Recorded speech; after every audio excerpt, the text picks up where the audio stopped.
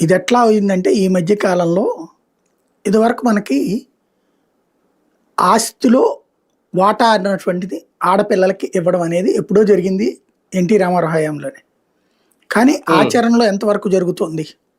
ఉమ్, పెళ్లి చేసి కట్నం ఇచ్చి పంపిస్తున్నారు, లేకపోతే ఏదైనా బహుమతి ఇచ్చి పంపిస్తారు, కట్నమా బహుమత, ఇట్స్ అవును. ఎనఫ్.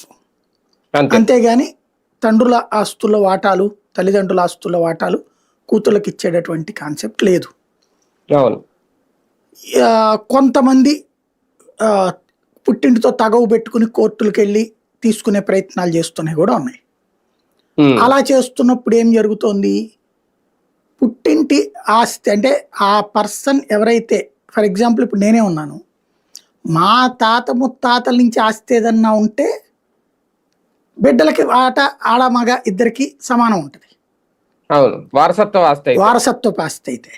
మీరు అదే సంపాదించి నేను కాకుండా సంపాదించిన ఆస్తి నేను ఎవరికి ఇవ్వాలో నా ఇష్టం. అంతే కదా. అవును. అది నా భార్యకి వాట ఉండదు, అది నా తదనంతరం. అంతే. అవును. ఆ, అంతే తప్పించి ఇది ఉండదు ఇక్కడ. ఇట్లాగా కూతురికి మస్ట్గా ఇవ్వాలి, కొడుక్కి మస్ట్గా ఏమో ఇవ్వాలని మొత్తం కూతురికి అ- ఇచ్చేయచ్చు, మొత్తం కొడుక్కి ఇచ్చేయచ్చు. అది మీ ఇష్టం. అది మన ఇష్టంగా ఉంటుంది. అవును. ఇది చట్టం లెక్క ప్రకారం ఉంది. ఉమ్, కాబట్టి ఎక్కువగా ఈ తాత ముత్తాతల ఆస్తుల విషయంలో వాళ్ళు అయితే గొడవలు పడాల. ఎందుకంటే అవి కొంచెం పెద్ద ఫ్యామిలీస్, వాళ్ళు ఆ ఉమ్. సంప్రదాయాన్ని కంటిన్యూ చేస్తూ వచ్చారు.